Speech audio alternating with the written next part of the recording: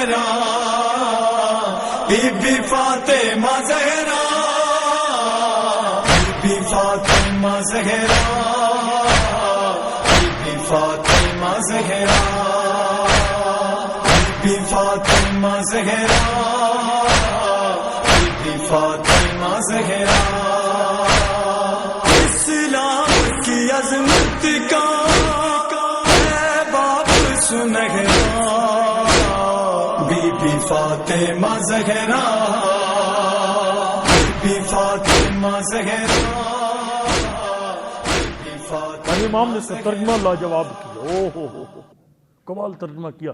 سرکار نے فرمایا لا حول ولا قوت الا باللہ کا مطلب یہ ہے، حول کہتے ہیں حائل، رکاوٹ ہونا۔ فرمایا گناہ سے بچانے والا اللہ کے سوا کوئی نہیں ہے، نیکی کی طاقت دینے والا اللہ کے سوا کوئی نہیں ہے۔ یہ ترجمے ہم اس کو کہاں فٹ کرتے ہیں؟ الٹے الٹے کاموں پر۔ پاک پیغمبر نے فرمایا جو بندہ صبح کی نماز کے بعد، دو روایت 70 100 دفعہ کی، جو بندہ 100 دفعہ لا حول ولا قوت الا باللہ العلی العظیم پڑھ لیتا ہے، اللہ اس کے 99 مسئلے حل کرتا ہے، جن میں سے سب سے چھوٹا مسئلہ، آج ہمارا سب سے بڑا مسئلہ وہ کیا ہے؟ فرمایا الہم والغم، ٹینشن۔ یہ ٹینشن ختم ہوتی ہے، یہ یعنی سب سے چھوٹا فائدہ لا حول ولا قوت الا باللہ العلی العظیم یہ پڑھنے کا نماز فجر کے بعد وہ یہ ہے کہ ٹینشن ختم ہو جاتی ہے۔ اور یقین جانیے یہ کورونا جو ہے یہ بڑا عجیب و غریب تھا، جو پچھلا آیا تھا نہیں، اس میں ابھی تو مادی مجرم ہو گئے ہیں بھی، ہمیں پرواہ کوئی نہیں اس کی، ٹھیک، اس کی بڑی کیئر کی ہم نے، اور پھر ظاہر ہے بعض آزمائشوں، بڑی آزمائشوں سے گزرنا پڑا اس کورونا کے دوران، لیکن یقین جانیے اس دماغ کو ٹھنڈا رکھا لا حول ولا قوت الا باللہ العلی العظیم نے۔ نیکی دینے کی طاقت، نیکی کی طاقت بھی وہی دیتا ہے، برائی سے بچاتا بھی وہی ہے۔ اور اس کے میں اس پہ گھنٹہ شاید اسی پہ پڑھتا رہ جاؤں لا حول ولا قوت الا باللہ پر۔ یہ میں نے ایک روایت میں پڑھا کہ معصوم نے، دیکھیں میں نے پہلی مجلس میں آپ کو عرض کیا تھا کہ معصوم نے آپ کے پیدائش سے پہلے سے لے کر زندگی کا کوئی شعبہ نہیں ہے، جنت جانا اور جنت میں آپ کا گھر کیسا ہے، یہاں تک معصوم نے سارا پروگرام دے دیا۔ کاش پڑھنے والی چٹکلی کے لطیفے نہ سنائے لوگوں کو آ کر، ان کو ریالٹی سنایا کر، معصوم کا کلام دھڑا دھڑ سنایا کر، معصوم کا کلام کوئی بڑی محنت بھی کوئی نہیں ہے، لیکن خود آپ جب لفظوں کے پہاڑ کھڑے کریں گے آپ کو محنت کرنا پڑے گی، خود ساختہ آپ جب چیزیں بنائیں گے آپ کو خود اس میں بہت کچھ کافی ردیف جوڑنے پڑیں گے۔ بڑا آسان کا معصوم کا کلام پڑھتے جائیں اور سناتے جائیں، اور اثر بھی اسی کا ہوتا ہے۔ خود معصوم نے فرمایا ان حدیثنا لتوحی القلوب، سرکار نے فرمایا وہ لفظوں کے لچھے وہ دلوں کو زندہ نہیں کرتے، فرمایا ہمارا فرمان مردہ دلوں میں جان ڈال دیتا ہے۔ ان حدیثنا لتوحی القلوب، ہمارا فرمان 14 کا فرمان دلوں کو زندہ کر دیتا ہے۔ گھر میں داخل ہونے کی آداب، گھر سے نکلنے کے آداب، فرمایا جب گھر سے باہر نکلو نا تو ایک جملہ پڑھو، بسم اللہ الرحمن الرحیم لا حول ولا قوت الا باللہ العلی العظیم توکلت علیہ، یہ 3 جملے ہیں۔ توکلت علی اللہ ایک، یہ آپ کو ویسے آتا ہے، لا حول ولا قوت الا باللہ یہ بھی آتا ہے، اور بسم اللہ الرحمن الرحیم بھی آتا ہے۔ فرمایا جو یہ 3 ذکر اکٹھے پڑھ کر گھر سے نکل جاتا ہے، جب تک گھر واپس نہیں آتا شیطان کے حملوں سے محفوظ رہتا ہے۔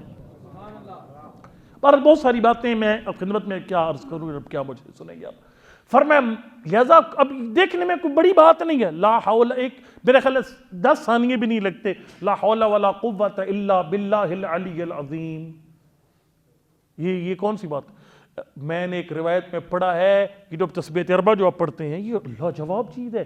پاک پیغمبر نے اپنی بیٹی کو فرمایا تھا بتول بیٹا جو بندہ رات کو سونے سے پہلے 3 دفعہ سورہ توحید پڑھتا ہے اسے ختم قرآن کا ثواب مل جاتا ہے۔ پھر فرمایا بتول بیٹا جو بندہ رات کو سونے سے پہلے انبیاء اور ہمارے اوپر درود پڑھے، اللہم صلی علی محمد وآل محمد والا جمیع الانبیاء والمرسلین، فرمائے 1,24,000 نبی معاشر کے میدان میں اس کے سفارشی بن جائیں گے۔ آج میرے بچے کے انٹرویو تھا ایک جگہ پر اور ہم اتنے خوش تھے، ایک یونیورسٹی میں بیٹے کا انٹرویو تھا، کیوں وہاں پر ایک پروفیسر میرا اسٹوڈنٹ ہے، ایک بندہ جاننے والا ہے، یعنی ایک ہزاروں کی یونیورسٹی میں ایک بندہ جاننے والا ہے، تو میں خوش تھا بڑا، تو وہ کتنا خوش ہوگا جس کے 1,24,000 نبی سفارشی ہوں گے؟ یہ کون سے مجھے بتائیے کوانٹٹی کتنی ہے؟ سبحان اللہ والحمدللہ ولا الہ الا اللہ واللہ اکبر کی یہ کتنا، اس پہ کتنا بل آیا، گیس کا بل کتنا آیا اس کو پڑھنے پر، بجلی کے بل میں ہو سکتا ہے نئے پاکستان میں اس پر بھی ٹیکس لگ جائے، ٹھیک اضافہ اس پہ بھی بل بڑھ جائے، کوئی بڑے بڑے حیرت انگیز یہاں پر کام پاکستان میں ہو رہے ہیں، جو خود زرعی ملک تھا وہ باہر سے اب زراعت کی اجناس وہ امپورٹ کر رہا ہے، ٹھیک ہے، اچھا جی، ہوئے ہوئے ہوئے، میں خدمت میں عرض کروں گا کہ یہ عامیت ہے، یعنی کوانٹٹی معیار نہیں ہے، آپ یقین جانیے آپ کو کسی تعویذ دھاگے والے کے پاس جانے کی ضرورت نہیں ہے، اتنا کچھ معصوم نے بتا دیا، لیکن کاش وہ یہ چیزیں ممبروں سے بیان کی جاتی، اور لوگ خریدار ہیں اس کے، ہمارے پڑھنے والے ڈرتے ہیں ان چیزوں کی، آگے مارکیٹ کھل چکی ہے ان چیزوں کی۔ بہرحال اللہ کی ذات ہم سب کو توفیق دے، ہم قوم کا وقت ضائع نہ کریں۔ میں خدمت میں عرض کروں گا کہ اب حضرت جب اس بندے نے کہا مولا یہ اتنا چھوٹا سا ذکر، اور آپ فرماتے ہیں کہ یہ کائنات کی سب سے بڑی عبادت، جو جملہ سرکار نے فرمایا اس کا ترجمہ پھر میں جھومتا ہوں جب کرتا ہوں، سرکار فرماتے ہیں لو کان الشیء افضل من تسبیح فاطمہ لنحل فاطمہ، سرکار نے فرمایا تو خالی یہ دیکھ رہا ہے کہ یہ 100 اذکار ہے اور تو کہہ رہے یہ اتنا چھوٹا عمل جو شاید 1 منٹ بھی پورا نہیں لگتا، البتہ میں اس کو خیر بعد میں بیان کروں گا، یہ اتنا ٹائم بھی نہیں لگتا اس پر، تو آپ کہتے ہیں کہ سب سے بڑی کائنات کی سب سے بڑی عبادت، تو اس نے جب کہا نا، مولا نے فرمایا تو نے یہ سوچا ہی کوئی نہیں ہے، مانگنے والی کون تھی، دینے والا کون تھا؟ فرمایا جب مانگنے والی بے عیب ہو، دینے والا بے عیب ہے، تو پھر عطا بھی بے عیب ہوتی ہے۔ فرمایا بے عیب بی بی نے بے عیب رب سے کہا، جب اپنے بے عیب بابا سے جا کر کنیز کا مطالبہ کیا، نبی نے تسبیح تعلیم دی، اگر کوئی تسبیح سے بڑی عبادت ہو تو نبی زہرا کو وہ عبادت تعلیم دیتے ہیں۔ نبی کا اپنی بے عیب بیٹی کو تسبیح تھمانا ہاتھ میں، اس بات کے دلیل یہ کائنات کی سب سے بڑی عبادت ہے۔ چلو میرے دل چاہتے ہیں کہ شعر میں آج میں بھی پڑھ دوں گا آپ کے سامنے، وہ اب یہ استخارہ نے دیکھیں، یہ استخارہ پھر ایک الگ بات ہے، استخارہ میں نے کہا تو آج پڑھوں گا، وہ پرانی باتیں اضافے کے ساتھ ہوگی، یہ ریمائنڈر ہے، بار بار آپ چیزیں آپ کو یاد ہیں، ہم لوگ اکثر ہمارے استخارے بے تکے، بے موقع اور بے محل۔ وہ ایک مہربان ہے ہمارے، میں چلو ان کا نام نہیں لیتا، اشارہ بھی بالکل نہیں کرتا، وہ مثلا فرض کرو آج مجلس پڑھنے آئیں گے تو استخارہ کریں گے، مجلس پڑھ چکے ہیں، یہاں سے گھر جانے کا پھر استخارہ کریں گے، کچھ سمجھ آ رہی ہے؟ وہ میری کمٹمنٹ ہے، میں نے کراچی کمپنی پڑھنا ہے، اس میں کون سا استخارہ ہے؟ لا دین لمن لا عہد لہ، جس کا وعدہ کوئی نہیں اس کا دین کوئی نہیں، فیاد واجب ہے، یہ کون سا استخارہ ہے کہ میں ادھر آنے کے لیے ہاں دعوت قبول کرنے کے لیے استخارہ کریں، قبول کرنے کے بعد پھر کیسا استخارہ؟ بہرحال یہ استخارہ، اور آپ کے اکثر استخارے بے محل ہے، میں بتا رہا ہوں۔ ایک آئے سید عادل علوی تھا، اب شاید ایت اللہ بن گیا، ہمارے دور میں وہ حجت الاسلام تھے جب میں قوم میں پڑھتا تھا، ایک دن ان سے بیٹھے تھے مدرسہ اٹھیا میں، وہ کہہ رہے تھے اکثر استخارے بے موقع بے محل ہے۔ دیکھو نا، ایک بندے کے سر میں درد ہی نہیں اور ڈسپرین کھائے جا رہے ہیں، جس میں درد نہیں پین کلر کھائے جا رہا ہے مسلسل، وہ دوا ہے، شفا نہیں دے گی، مرض میں کا اضافہ بنے گی، اس کا باعث بنے گی۔ استخارے کا ایک موقع اور محل ہے، استخارے کی قسمیں ہیں، اگر طبیعت ہو تو بیان کر دوں آپ کے سامنے، یہ لائیو چل رہا ہے، میں آپ کو بتا رہا ہوں، رشتے کا استخارہ نہیں ہوتا، بچے کے رشتے کا استخارہ نہیں ہوتا، نہ کروایا کرو یہ۔ یا عادل علوی نے خود مجھے کہا، اور میں بلکہ آپ کو بتاؤں، ہمارے استاد محترم سے لوگ کسی بندے نے استخارہ کروایا، اس نے کہا استخارہ کرنے لی، ان سے بتایا نہیں استخارہ کس چیز کا، استخارہ کر دیا، استخارہ ہاں میں آ گیا، وہ استخارہ تھا رشتے کا، انہیں شک تھا، بچی کے کریکٹر پہ شک تھا، تو اس میں انہوں نے استخارہ کر، استخارہ اچھا آ گیا جی، استخارہ ہو گیا جی، شادی ہوگی، 3 مہینے بعد طلاق ہوگی۔ تو وہ آئے، انہوں نے کہا کہ بلا استخارہ بڑا نکالا اپنے، کیسے؟ انہوں نے کہا طلاق ہو، قبلہ نے کہا اگر آپ مجھے اس وقت بتاتے رشتے کا استخارہ تو میں نے کوئی نہیں کرنا تھا. استخارہ وہاں ہوتا ہے جہاں شک ہو، جہاں شک ہو رشتہ کرنا ہی نہیں چاہیے. ہاں یہ خود قرآن نے کہا یہ چٹان سے مضبوط ہے میاں بیوی کا رشتہ اگر اعتماد ہو، دھاگے سے کمزور ہے اگر شک ہو. اس میں شک نہیں چلتا. قرآن پاک کی تعبیر بڑی زبردست ہے. وَإِنْ خِفْتُمْ شِقَاقَ بَيْنِهِمَا، میاں بیوی کے آپس میں جھگڑے کو قرآن نے اختلاف نہیں کہا، شقاق کا ہے. شقاق ہوتا ہے شک ہونا، یعنی ایک چیز دو حصوں میں بٹ رہی ہے. کو سمجھ آ رہی ہے؟ میاں بیوی ایک جان دو قالب ہونے چاہیے. بہرحال اس میں یہ سب سے مشکل مرحلہ ہوتا ہے. اس میں جہاں پر آپ کو ڈاؤٹ ہے نا پتہ نہیں بچی کیسی ہوگی، پتہ نہیں بچے کا مستقبل کیسا ہوگا، وہ نہ کرے. البتہ یہ میں بتاؤں آپ کو، یہ نہ سوچا کریں کہ پتہ نہیں یہ ہماری بچی ادھر جا کے اس کی روٹی ملے گی نہیں ملے گی، پتہ نہیں کہ مالی حالات اچھے ہوں گے برے ہوں گے. آپ رازق نہیں ہیں یہ نہ سوچیں. آپ میں نے پرسوں بتایا تھا، ترسوں میں نے کہا تھا کہ اذا جاءکم من ترضون خلقه ودینه فزوجوه. فرمائے جب رشتہ مانگنے آئے لڑکا لڑکی کوئی، اس کا اخلاق اور دین چیک کرو، دونوں اچھے ہیں دے دو. واللہ اللہ فرماتا ہے میں خود اپنے فضل سے بے نیاز کروں گا. ان یکونوا فقراء یغنیہم اللہ من فضل، میں بے نیاز کروں گا. رازق میں ہوں تم نہیں ہو. پر میں تنگ نہ کروں یاد آپ کو. استخارے کے اندر میں جلدی سے ایک دو جملے کہہ جاؤں. انہوں نے فرمایا استخارہ جو ہوتا ہے اللہ سے خیر مانگنا، یہ استخارے کے سٹیپ ہیں 3. ذرا سنیے گا. رشتوں پہ کوئی استخارہ نہیں ہے، یہ نہیں کرانا، میں صاف صاف بتا رہا ہوں. جو کریں گے غلط کریں گے. انہوں نے کہا پہلا سٹیپ ہوتا ہے استخارے کا کہ آپ اللہ سے دعا مانگیں، یا اللہ میں فلاں کاروبار شروع کر کے تو میری بھلائی مجھے بتا دے. یہ خود استخارہ ہے. اللہ تیرے دل میں بات ڈال دے گا کر نہ کر. وہ جو دل میں بات ایک دم اٹھے گی نہیں، یہ کام کر نہ کر، وہی استخارہ ہے. پھر اس میں شیشو پانی میں نہ پڑ. اذا عزمت فتوکل علی اللہ، پختہ عزم کرو پھر کر گزر. اس کے بعد خود تیرے دل میں بات کوئی نہیں آ رہی، ڈبل مائنڈ ہے، فیصلہ نہیں ہو پا رہا تو سے کہ فائدہ نقصان کروں نہ کروں. فرمایا کسی ایسے وَأَمْرُمْ شُورَا بَيْنَهُمْ، یہ قرآن کی آیتیں ہیں، أَمْرُمْ شُورَا بَيْنَهُمْ. پھر کسی خبیر بندے سے مشورہ کر، جو سمجھتا ہے اس سے مشورہ کر، جو جانتا ہے اس شعبے کو کرو، اس کاروبار کو جو جانتا ہے، جو فرض کے لیے وہ جو بچی ہے اس کے فیملی بیک گراؤنڈ سارا جانتا ہے، اس سے مشورہ کر. فرمایا جو تو نے اللہ سے خیر مانگی ہے نا، اللہ وہ خیر تیرے مشورہ دینے والے کے دل میں ڈال دے گا، ادھر سے آ جائے گی. یہ بھی استخارہ ہے. یعنی استشارہ بھی استخارہ ہے، مشورہ بھی استخارہ ہے. اگر مشورہ لے کر پھر ڈبل مائنڈ ہے، اس وقت اگر تو استخارہ کرے گا نا وہ قرآن کی آیت کی طرح ہوگا. اغاد العلوی کہتے تھے سمجھو وہی ہو رہی ہے تجھ پر، اس طرح ہوگا. اب استخارہ کرتے کیسے؟ استخارہ کرتے ایسے ہیں کہ وہ مطلب قرآن کا استخارہ الگ ہوتا ہے، تسبیح کا الگ ہوتا ہے. اور تاریخ کی پہلی تسبیح حضرت حمزہ کی قبر سے جناب سیدہ نے ہی بنائی تھی. یہ لائیو چل رہا ہے، میں اپنے لفظوں کا ذمہ دار ہوں.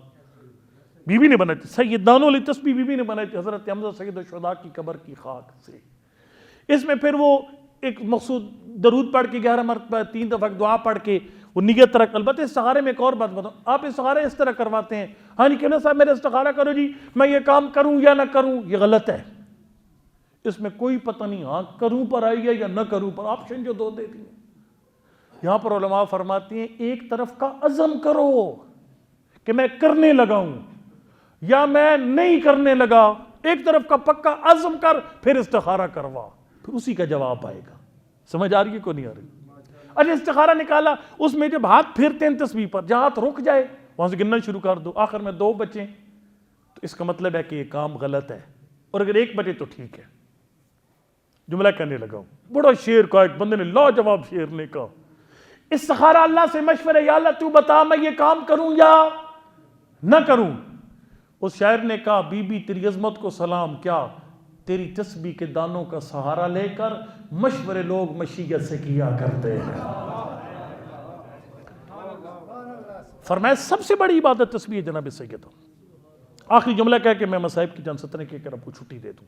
آخری روایت مولا سب سے بڑی عبادت سرکار نے فرمایا خالی عبادت نہیں ہے، افضل ترین عبادت نہیں ہے، یہ عبادت کی قبولیت کی شرط ہے.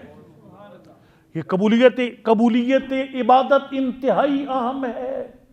ہم نے کبھی سوچا نہیں قبولیت، ہمارے معیار ہی کو نہیں عبادت کی قبولیت کا. میں ایک جگہ مجلس میں مجھ سے پہلے ایک صاحب نے بڑی مجلس، بہت بڑے ذاکر ہیں، اللہ مطلب ہم سب کو سلامت بھی رکھے، ہدایت بھی دے. انہوں نے اچھی مجلس پڑھی، جو آتی تھی ظاہر ہے وہ کوالیفائڈ تو تھے نہیں، تو انہوں نے جو بھی کچھ ملاوٹ وغیرہ کر کے بہر پڑھ گئے مجلس، نو پروفٹ نو لاس والی ایک مجلس انہوں نے پڑھی. اس کے بعد میں نے پڑھی، وہ بہت بڑا نام تھا ان کا، میرا تو چھوٹا سا نام، ان کا بہت بڑا نام تھا. وہ بعد میں جب میں وہاں پڑھ کے نکلا تو بانی نے مجھے کہا قبلہ اس دفعہ میری مجلس قبول ہے. میں نے کہا آپ کو کیسے پتہ چل گیا مجلس قبول ہے؟ ہمیں تو آج تک نہیں پتہ چلا کہ ہمارا یہ بات عمل قبول ہے ہی نہیں. اس نے کہا یہ جو صاحب آپ سے پہلے پڑھے ہیں نا، ان کو فلاں رئیس بندہ نہیں بلا سکا اور میں نے بلا لیا. ان کا میری مجلس میں آ جانا دلیل ہے کہ میری مجلس قبول ہے. یہ کیسے کہ معیار قبولیت ہے؟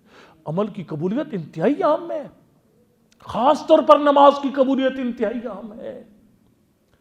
ہم میں سے اکثر بندوں کو کوئی پرواہ نہیں ہے.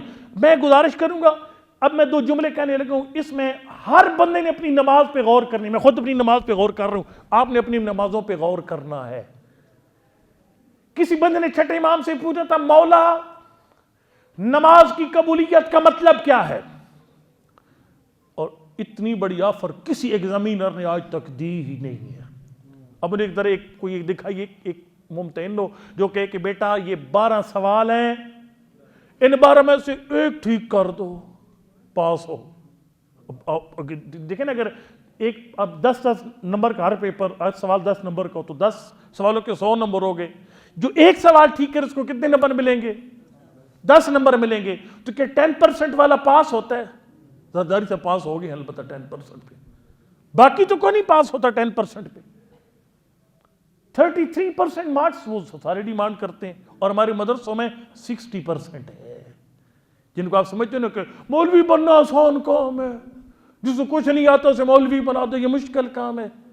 آپ کی ایک ٹینس کے 3% ہے خالی، انگلش کی فرسٹ سیکنڈ تھرڈ پرسن. جو بندے، اچھی بات ہے، یہ کمال ہے، یعنی ایم اے انگلش ہونا بہت اچھی بات ہے، لیکن ایم اے عربی ہونا اس سے بھی بہت اچھی بات ہے. اس کو کہ آپ کی گرامر 1 ہفتے کی مار ہے، صرف 1 ہفتے کی. ایکٹیو اسپیس میں ڈائریکٹ انڈائریکٹ، اور یہ اس کے بعد جو ہے نا وہ فرسٹ سیکنڈ تھرڈ پرسن، اور اس کے بعد جو ہے ووکیبلری آپ نے اکٹھی کرنی اور انگلش پاس ہے. لیکن عربی زبان میں ایک ٹینس کے 14% ہے. یہ میری داڑھی سفید ہو گئی، اس کو چھیڑا بھی کون گیا میں نے. اس وقت تک مجھے مکمل عبور نہیں ہے عربی زبان پر، اتنی وسیع زبان ہے. بہرحال میں ایک خدمت میں آپ کی عرض کروں گا کہ اس نے کہا کہ مولا نماز کی قبولیت کیسے ہے، کیا مراد ہے؟ اب میں نے آپ کو عرض کیا نا، ہمارے مدرسوں میں 60% یہ پاسنگ کا میرٹ ہے. ہم 55 والے کو ہم ریجیکٹ ہوتا ہے، فیل ہوتا ہے. جو 60% لے گا وہ پاس ہے، اس سے کم والا بندہ پاس نہیں ہے. اچھا میں تنگ نہ کروں زیادہ آپ کو. اب یہ عجیب میرٹ ہے، 100 نمبر کا پیپر ہے اور 10 نمبر والا پاس ہے. لیکن سنیے کہ کیسے کیا. سرکار نے فرمایا نماز کی قبولیت کا مطلب یہ ہے، من تقبلت منہ صلاۃ واحدہ حرم اللہ جسدہ علی النار. مہینے میں کتنی نمازیں بنتی ہیں واجب پتہ ہے آپ کو؟ ایک دن میں 5 ہوں گے ہی نا، تو مہینے میں کتنی ہوئی؟ 150 نمازیں. فرمایا مہینے کی 150 نمازیں اور ساری زندگی کی ہزاروں نمازوں میں سے فرمایا جو ایک ٹائم کوئی ایک ایسی 2 رکعت نماز پڑھ دے جسے اللہ قبول کر لے، اس پہ جہنم حرام ہو جاتی ہے. ایک نماز زندگی میں ایسی پڑھ جسے اللہ قبول کر لے. اب یہ انتہائی اہم ہے کہ نماز کی قبولیت کیا ہے. فرمایا نماز کی قبولیت کی شرائط ہیں. میں نے آپ کرج کمپنی میں نے دیکھا، ناراض نہیں ہونا، میں سیدھی باتیں سامنے کرتا. میں نے کئی نمازی، اب ہر بندہ ایک الرٹ ہو جائے، سو رہے ہیں وہ جاگ جائیں. آپ کی نمازوں کے اشر میں نے یہاں دیکھا ہے جو اس طرح پڑھتے، ناراض نہیں ہونا. جماعت کے علاوہ جو نماز پڑھتے ہیں وہ عجیب و غریب ہوتی ہے، میں نے دیکھا ہے آپ کو. لہٰذا میں ذرا میرے جملے پہ غور کر، ناراض بھی نہیں ہونا میری بات پر. وہ یہ کہ نماز کی قبولیت کی سب سے پہلی شرط یہ ہے، صلو کما رأیتمونی اصلی، نماز ویسے پڑھی جائے جیسے 14 نے پڑھ کر دکھائی. غور کرنا، جملہ کہنے لگوں. 14 کی نماز حماد ابن عیسیٰ، علماء کرام بیٹھے ہوئے ہیں، حماد ابن عیسیٰ یہ بہت قریبی صحابی ہے چھٹے امام کا، اور حماد کی عمر تھی 60 سال کے لگ بھگ. مولا کے پاس آئے, سرکار نے فرمایا حل تحسن رکعتین من الصلاۃ, حماد 2 رکعت نماز ڈھنگ سے پڑھ لیتا ہے. ہاں مولا انی حفظتها من کتاب حریث, وہ آپ کا صحابی حریث نہیں ہے, اس کی کتاب سے میں نے یاد کی نماز. مولا بہترین پڑھتا ہوں. سرکار فرمایا پڑھ. حضرت صاحب نے 2 رکعت نماز پڑھی, اور یہ کراچی کمپنی کے ساتھ ملتی جلتی نماز تھی تقریباً, یقین جانیے. میں نے آپ کے نمازی کئی دیکھے ہیں, وہ کیا کرتے ہیں, مثلا جب وہ اٹھتے ہیں نا اس رکوع سے, وہ سیدھے کھڑا نہیں ہوتے, ایسے ہی اسی موومنٹ کرتے ہوئے سیدھا ٹھک سجدے میں. 2 سجدوں کے بیچ میں جلسہ استراحت ہے ہی کوئی نہیں. جیسے ہی سجدے سے سر اٹھایا, ابھی جسم ساکن نہیں ہوا, ٹھک دوسرا سجدہ. یہ غلط ہے. آپ نے جب رکوع کرنا ہے پھر اٹھ کر ایک دفعہ بدن ساکن ہو آپ کا سیدھا, کیا میں ساکن ہوں. اور ایک اور جملہ عرض کروں گا, میں دیکھتا ہوں اللہ اکبر کی رے رستے میں ختم ہو رہی ہے, یہ غلط ہے. آپ کی پوری نماز میں ایک متحرک جملہ ہے بحول اللہ وقوت یقوم واقعد, باقی کوئی جملہ آپ حرکت میں نہیں کہہ سکتے. جو جملہ حرکت میں کہیں گے وہ باطل ہو جائے گا. نماز نہیں باطل ہوگی, یہ لائیو چل رہی ہے, نماز نہیں باطل ہوگی, وہ ذکر باطل ہو جائے گا. استغفر اللہ ربی تو بلے چلتے پھرتے کہہ دیا, یہ نہیں کرنا کام. رکوع سے مزے سے سر اٹھائیں, ایک دفعہ بدن ساکن ہو, پھر جائیں سجدے میں. پھر سجدے سے سر اٹھا کر دوسرے سجدے سے پہلے آپ بھلے زیادہ دیر نہ بیٹھیں, لیکن ایک دفعہ بدن کو ساکن ہونے دیں, پھر دوسرا سجدہ کریں. یہ ایک شرط ہے نماز کی قبولیت کی. اور ایک اور شرط تسمیہ جناب سیدہ ہے, کیونکہ سرکار نے فرمایا ان صلاۃ الخالیۃ منو ترد علی صاحبہا, فرمایا جب کوئی نمازی اپنی واجب نماز کے بعد میری دادی بطول کی تسبیح نہیں پڑھتا, نماز اس کے منہ پہ مار دی جاتی ہے. یہ پورے اشرے کا موضوع ہے کہ نماز کی قبولیت کی شرائط کیا ہے, لیکن بندے نہیں پڑھتے. وہ شفا صاحب جیسے لوگ پڑھ جاتے ہیں, پرواہ ہی نہیں ہوتی بندہ پھر پڑھائے گا یا نہیں پڑھائے گا. باقی لوگ کو نہیں پڑھتے نہیں. اور لوگ کہیں گے بڑا بور کے مولوی نے 10 سے نماز کرتا رہا. آپ کی سارا دار و مدار ہے, آپ نے سوچا کبھی؟ سب سے پہلے سوال نماز کا ہونا ان قبل ما سوا رد ما سوا سے سوچئے گا گھر جا کر. مجلس اس کی قبول جس کی نماز قبول, روزہ حج زکوٰۃ عزاداری نیاز لنگر یہ سب اس کا قبول جس کی نماز قبول. آپ کی آخرت کا کل دار و مدار قبولیت نماز پر ہے. اور معصوم سے لوگ پوچھتے تھے مولا نماز قبول کیسے ہوتی ہے؟ مولا کائنات سے بڑا جملہ پوچھا گیا اور سرکار نے حد کر دی, کوزے میں سمندر بند کیا. جب کمیل نے کہا مولا یہ بیان فرمائیے نماز قبول کیسے ہوتی ہے؟ سرکار نے فرمایا یا کمیل انظر فیما تصلی وعلی ما تصلی, فرمایا 2 کام کرنے سے نماز قبول ہو جائے, ذرا توجہ کرنا. ایک 2 جملے کل بھی میں عرض کروں گا اس حوالے سے. فرمایا 2 کام کرنے سے نماز قبول ہوتی ہے. یہ ہے دونوں بڑے مشکل, اس کو 7ویں امام نے فرمایا کہ بہت مشکل ہے دونوں کام, ناممکن نہیں ہے. دیکھو نا یہ نیلم جیلم پروجیکٹ اگر کسی نے دیکھا ہو, اس میں یہ مظفر آباد میں, تو انسان کے ارادے نے پہاڑ کو کاٹ دیا اور 2 دریاؤں کو ملا کر ایک کر دیا, نیلم اور جیلم کو. انسان کے ارادے کے سامنے کیا ٹھہرتی, کتنی بڑی بڑی پہاڑیاں ہیں, وہ کاٹ کے رکھ دیں, کیا ٹھہرتے انسان کے ارادے کے سامنے؟ مسخر ہو جاتی ہے ہر چیز انسان کے ارادے کے سامنے. وہ ارادہ جو پہاڑ کو کاٹ دیتا ہے, وہ ارادہ انفرامین پہ کیوں نہیں اپلائی کرتے؟ وہ ایک جو روایت بڑی زبردست روایت ہے, 5ویں امام نے فرمایا کہ شیطان نے کہا اللہ میں تیرے بندوں کو سامنے سے حملہ کروں گا, دائیں بائیں آگے پیچھے. بندے نے پوچھا مولا سامنے سے شیطان کیسے حملہ کرتا ہے؟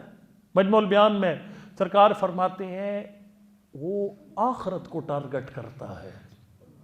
کہتے چھوڑ یار, مولویوں کے مولوی سر کھاتے ہیں خواہ موج مستی کر, دیکھا جائے گا جب سر کے پڑیں گے.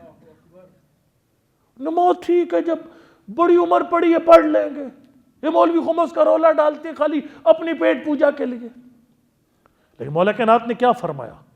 مولا کائنات نے فرمایا انظر فیما تصلی, آخری جملہ فرمایا جس چیز میں نماز پڑھ رہا ہے لباس میں اس پہ بھی غور کر, وعلی ما تصلی جس جگہ پر نماز پڑھ رہے اس میں بھی غور کر.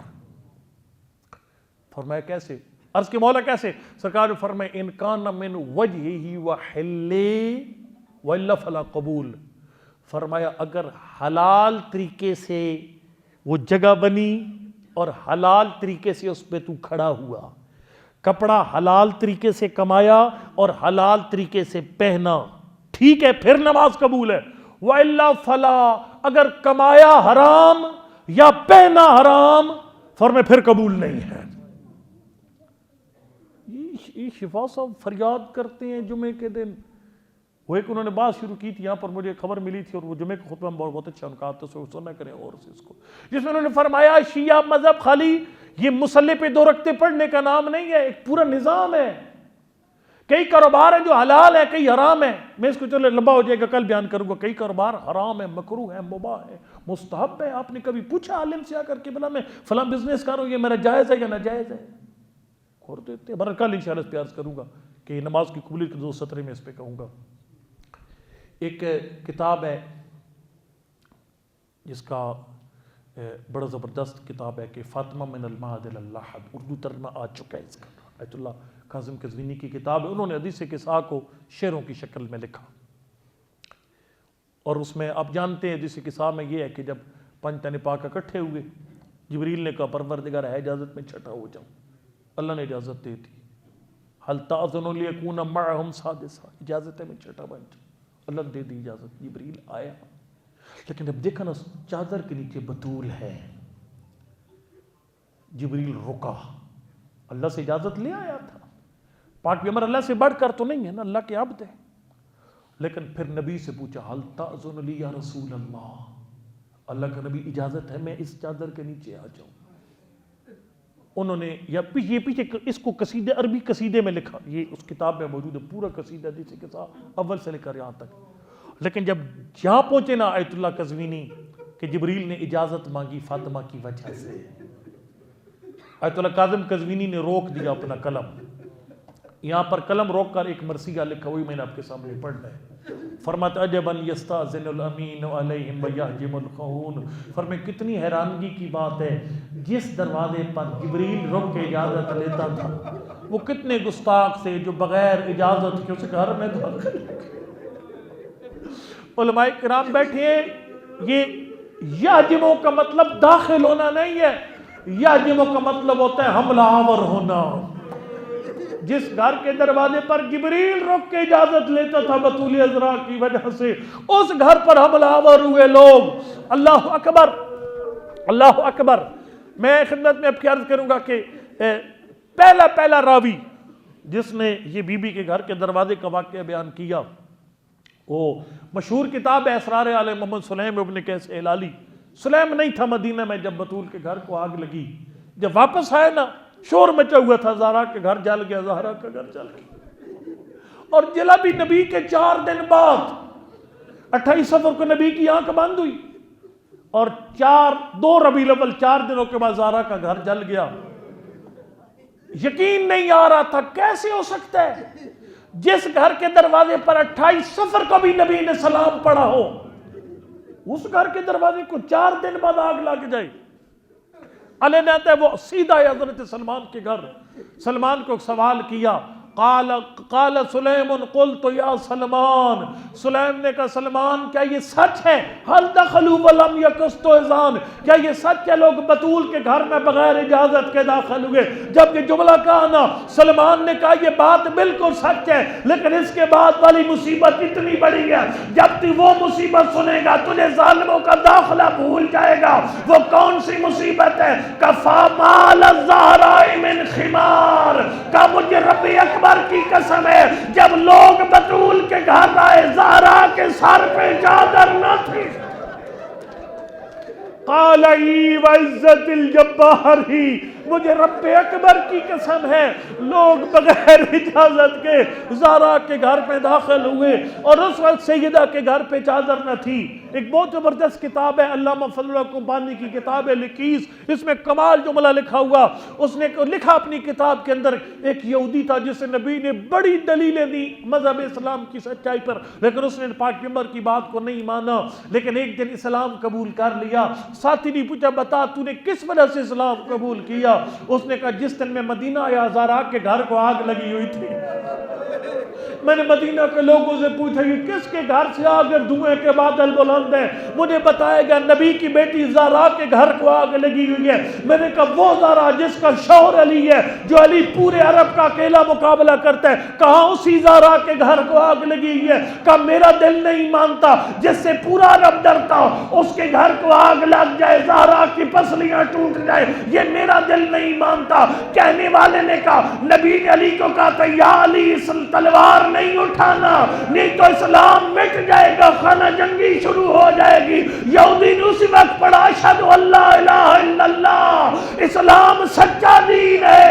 زہرا کی پسلیاں ٹوٹ جاتی ہیں، علی تلوار نہیں اٹھاتا۔ اجر و کمال اللہ جس اسلام کو بچانے کے لیے علی بطول کی چیخیں سن لیتے ہیں، اللہ اکبر، لیکن تلوار نہیں اٹھاتے۔ اسلام واقعاً سچا دین ہے۔ اجر و کمال اللہ، تنگ نہ کروں نہ تھکاؤں زیادہ آپ کو، اللہ اکبر۔ جب سلمان نے کہا نا سلیم کو، سلیم زہرا سر پہ چادر کیے بغیر آ گئی، اتنا اچانک حملہ ہوا بطول کے دروازے پر۔ وہی جو بابا کی موت کی سوگ میں پٹی باندھی ہوئی تھی، وہ پٹی باندھ کر بطول آ گئی دروازے کے پیچھے۔ فمال الزہراء من خمار، زہرا کے سر پہ چادر نہیں تھی۔ سلیم نے سوال کیا، سلیم نے کہا اچھا ٹھیک ہے، جب بطول آئی لوگ چلے گئے بطول کا حیا کر کے؟ کہا نہیں سلیم، بڑا ظلم ہوا جب بطول دروازے کے پیچھے آئی۔ یقین جانیے میرے ننیال ہے ادھر منڈی باؤدین سائٹ کے، اس مقام پر لوگ قتل معاف کر دیتے ہیں۔ جب قاتل کی بہن آتی ہے نا جھولی پھیلا کر مقتول کے وارثوں کے سامنے، مجھے میرے بھائی کی جوانی بخش دو، لوگ کہتے ہیں پردہ دار آ گئی ہے، اس کو خالی نہیں لوٹانا، دشمنیاں بھول جاتے ہیں۔ لیکن کتنا بغض تھا علی ابن ابی طالب کا لوگوں کے دلوں میں۔ سلمان نے کہا مزروہا عصروہا عصرا قادا بروحی ان تموت عصرا، کہا جب لوگوں نے دیکھا زہرا دروازے کے پیچھے ہے، دروازے کو دھکا دیا گیا، پیچھے پتھروں کی دیوار، سامنے سے جلتا ہوا دروازہ، سارا مجمع گزرا جب دروازے کے پاس سے، اگر تھوڑی دیر دروازہ نہ کھلتا زہرا کا دم نکل جاتا دروازے کے پیچھے۔ مزروہا عصروہا عصرا قادا بروحی ان تموت عصرا۔ میں نے اتنا ہی پڑھنا تھا۔ اب کام کرے قبر کی پہلی رات ہو، میرے ایمان ہے میری قبر میں پاک پیغمبر تشریف لائیں گے۔ آج اس فاؤنڈیشن کے جتنے بھائی ہیں جن کے مرحومین ہیں، اس ٹرسٹ کے جتنے بانیان کے مرحومین ہیں، معاونین کے، سب کی قبر میں تشریف لائیں گے پاک پیغمبر، ہمارے مرحوم عرض کریں گے اللہ کا نبی آپ نے کیوں تکلیف فرمائی؟ فرمایا دیکھو میری بیٹی کی شہادت کی شب کی مجلس تھی، آخری مجلس ہم نے مل کر میری بطول کے اس گھر پہ سلام کیا، میرے بعد جس گھر پہ کوئی سلام کرنے والا نہیں تھا، اس مجلس میں تیرا بیٹا، تیرا بھائی، تیری بہن موجود تھی۔ میں محمد مصطفیٰ اسی سلام کا جواب دینے تیری قبر میں آ گیا۔ السلام علیک یا فاطمۃ الزہرا، السلام علیک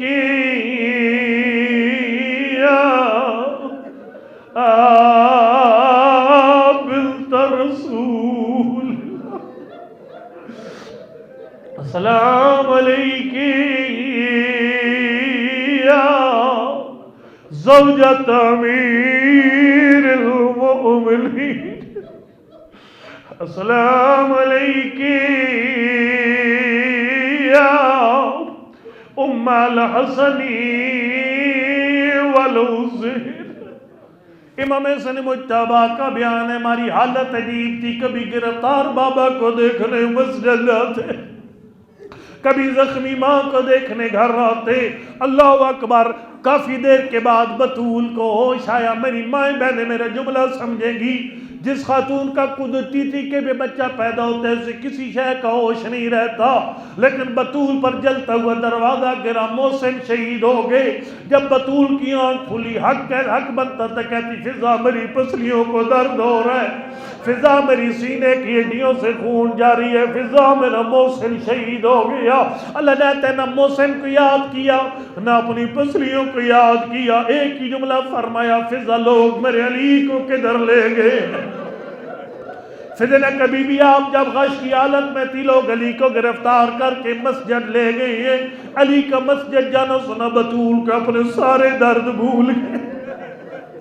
لوگ تیرے سامنے علی کی شجاعت بیان کرتے، علی کی مظلومیت کوئی نہیں تیرے سامنے بیان کرتا۔